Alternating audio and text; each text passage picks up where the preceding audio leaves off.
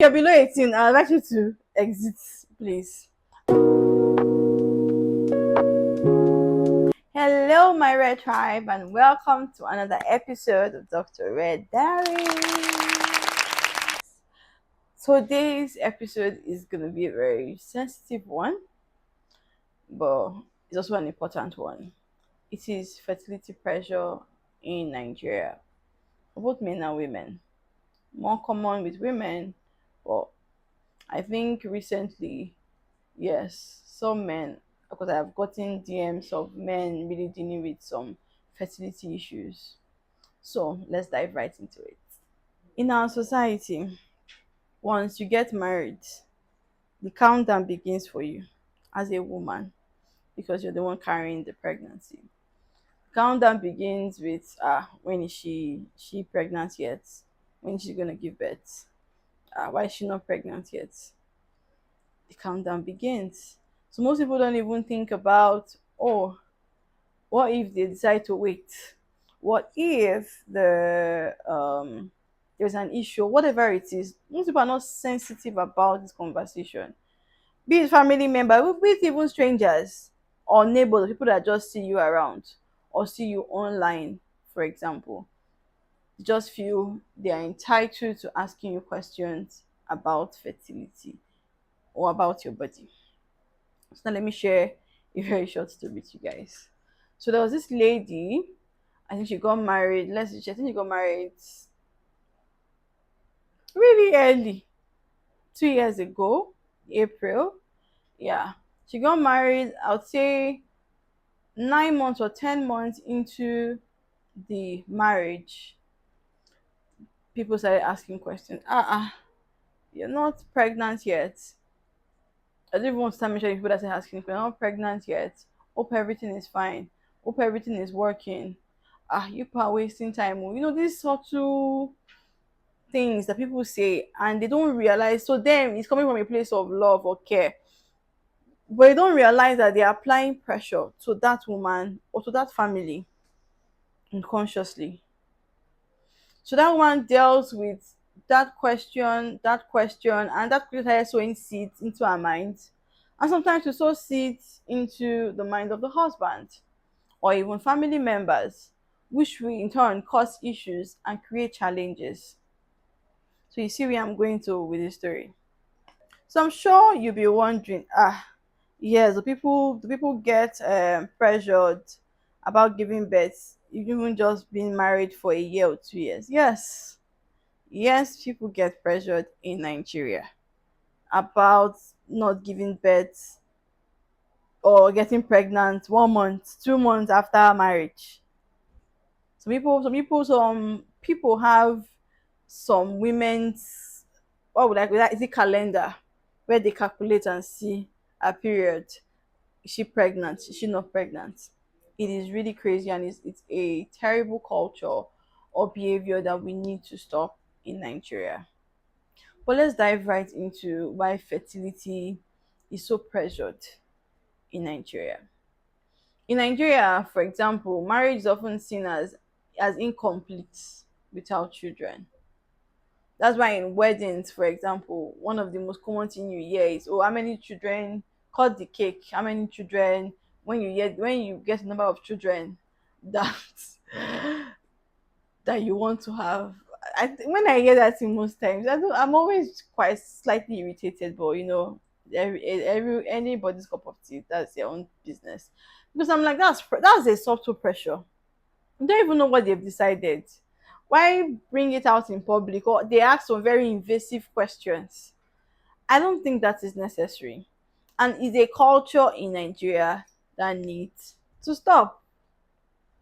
So we see children or babies as one legacy, proof of womanhood, proof of masculinity, security for old age, cultural validation. So when there's pregnancy delay, panic happens. And but medically speaking, infertility is defined. Actually, let me tell you how we define infertility in the medical world. We define infertility as no pregnancy after 12 months. That's 1 year of regular unprotected intercourse if under the age of 35. For if above age of 35, 6 months. Again, this is medical research. This is the medical definition. But it may not apply to everybody because every woman's body is different, as I will always say.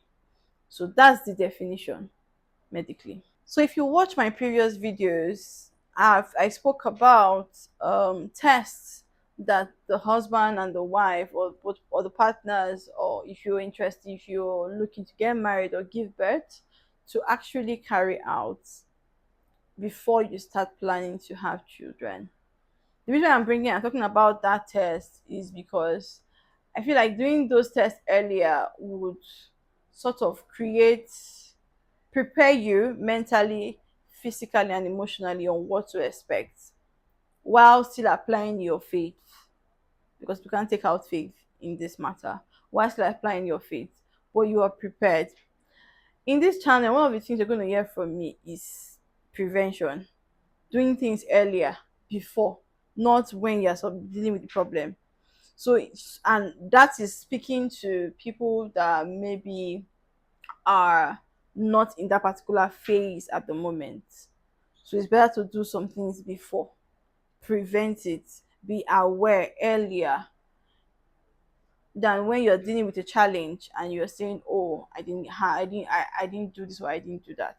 So let's talk about the truth that we don't see. Most times, it's not always the woman. Let me explain. So, infertility is about 30 to 40% female factor, 30 to 40% male factor, 10 to 20% combined, sometimes unexplained. That's where the faith part comes in. But in many Nigeria settings, many Nigerian homes, the assumption is always the woman. Automatically, is the woman. They've not gone for tests, they didn't even do any tests beforehand, they've not done any tests during, they just assume it's the woman. So then they send the woman for prayers, they will give the woman herbs, they will blame the woman while the man is there waiting. But you see, I just gave you the percentage. It's 30 to 40% female factor, 30 to 40% male factor. The same percentage. It's not even higher for the woman, lower for the man. No, it's the exact same percentage. So both parties are actually very important and play pivotal role. If I don't say the same role, but they play important role in ensuring that the woman conceives, gets pregnant. In my previous video, I spoke about some investigations and tests the woman should carry out and some the men should carry out. If you have not seen that video, you can go back and watch it.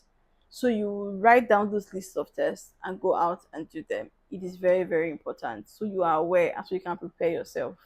So when that test is done, at least that would prepare both you and your partner on the next step.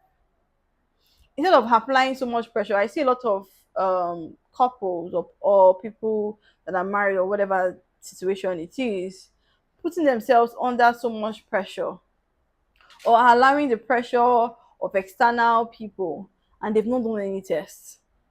You need to run some tests. You need to be aware of what's going on in your body most times before. But let's say you're already in it, go and do the test now. Run those tests. I mentioned there are several. I don't want, because of time, I don't want to go into in details. Just watch my previous video to get that information. Run the test and then know exactly what the issues or the challenges that you may be dealing with. So let's go more deeper into this matter. So fertility or infertility can actually affect marriages.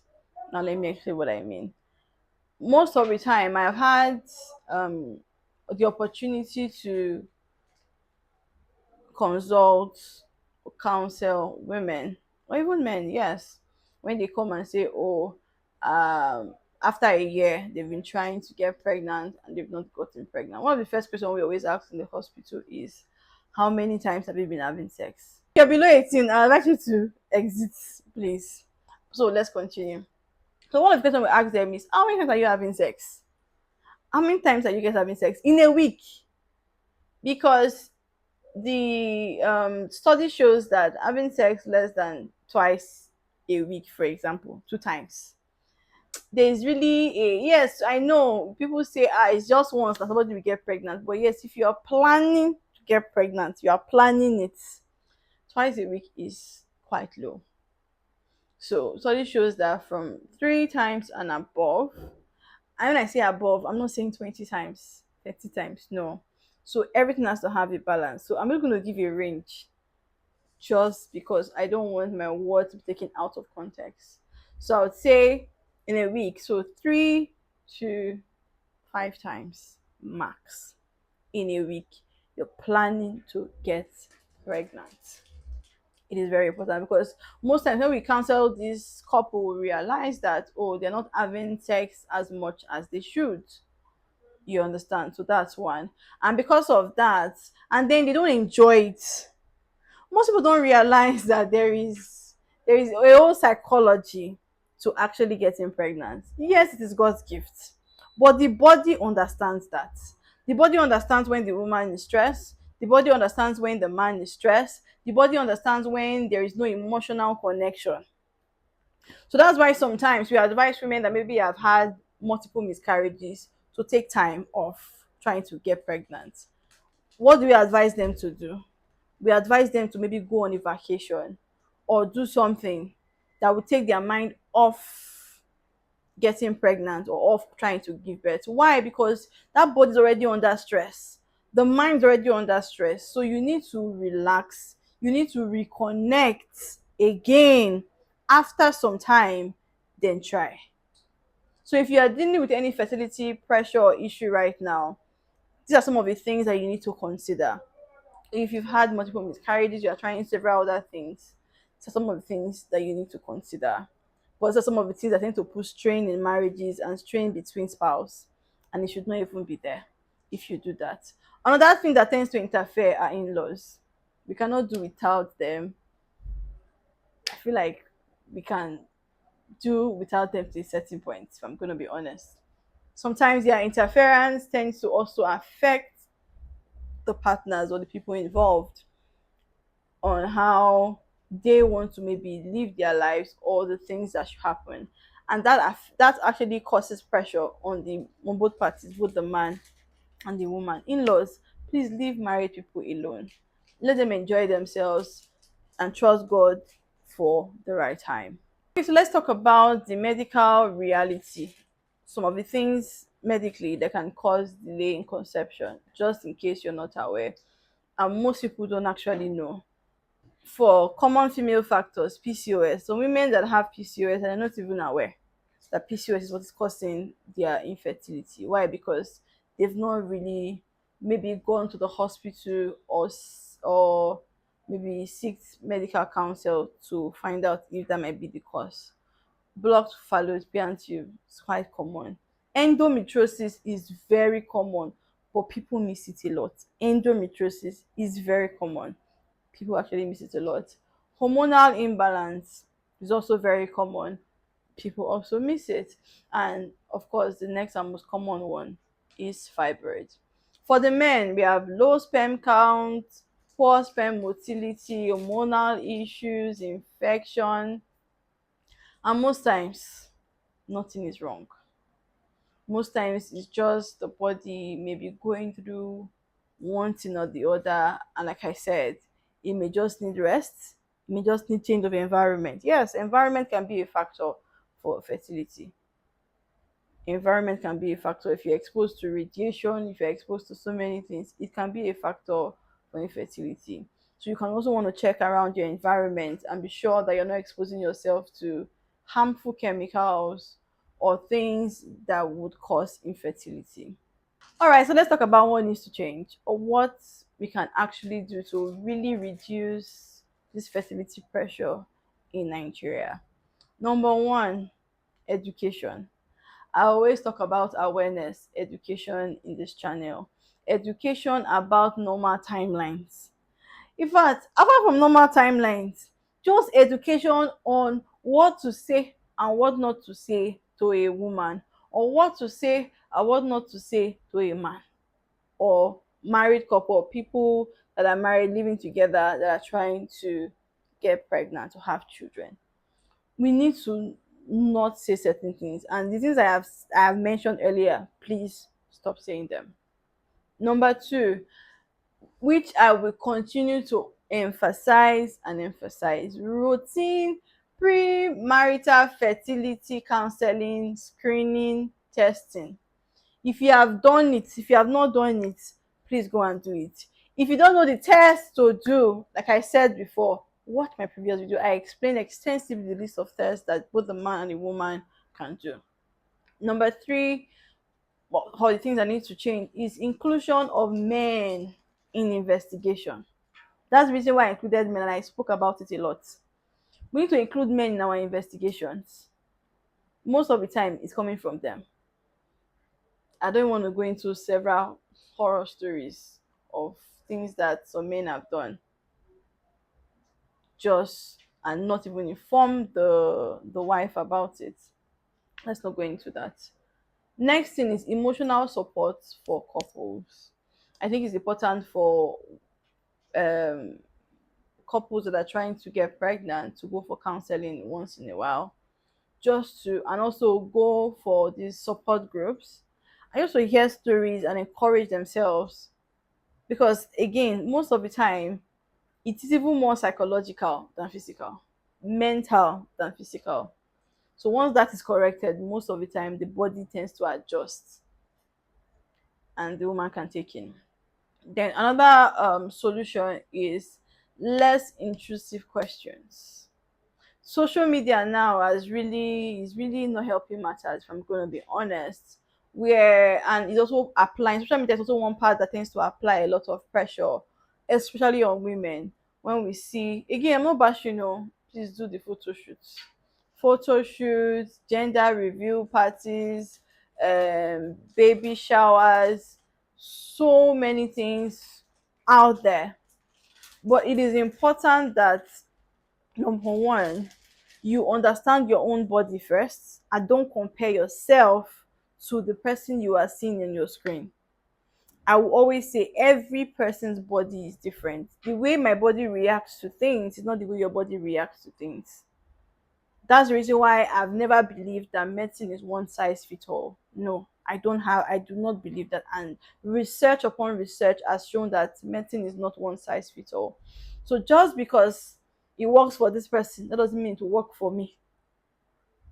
So don't allow societal social media pressure to really affect you, affect the change that you want to see, or affect your life. It is very, very important. To the man listening and to the woman listening, please remember that you are trying. It is not anybody's fault. That's the truth. It's not time to start placing blame on is the man, is the woman. No, that's not the time. If you're waiting, your worth is not tied to your womb. That's the reason why there are several ways now for women to have children. There's adoption, there's surrogacy, there's IVF, there's artificial insemination. The world has advanced so much that you should not put yourself under so much pressure that you have to carry the child yourself. Don't put yourself under so much pressure. No, it is not worth it at all. You are worth way more than that. And lastly, marry a supportive spouse, both man and woman. I'm saying that I'm a doctor, but I'm giving this advice because I have had to counsel married people, and I'm not married, but married people, on how to be supportive of each other. That's how I know that plays a pivotal role. Because I said it's more psychological and mental than physical. Marry someone that is supportive. You guys can have conversations. You can go through this process together. It is the both of you against the world, not both of you against each other. This is very, very important.